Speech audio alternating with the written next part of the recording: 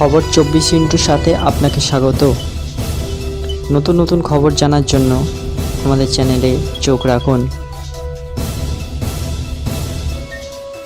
নমস্কার দর্শক বন্ধুরা, স্বাগত আমাদের এই চ্যানেলে। সন্দীপ ঘোষ আর.জি. কর মামলা, এই নামটাই বহুল চর্চিত। তার বিরুদ্ধে একাধিক দুর্নীতির অভিযোগ, সেই হাসপাতালের বর্জ্য পাচার থেকে শুরু করে মর্গ থেকে দেহ পাচার একাধিক অভিযোগ উঠেছে।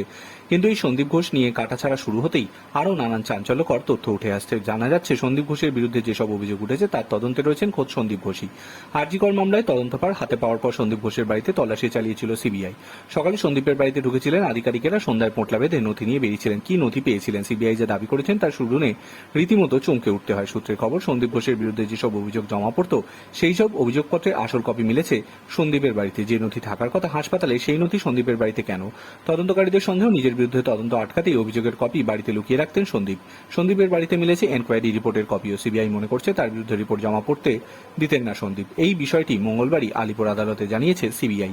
আর.জি. করের ছত্রে ছত্রে যে দুর্নীতি রয়েছে তা মামলা চলাকালীন নির্দেশনামায় উল্লেখ করেছে আলিপুর আদালতের বিচারক। বিচারকের পর্যবেক্ষণ, আর.জি. করের দুর্নীতি বিগ স্ক্যাম।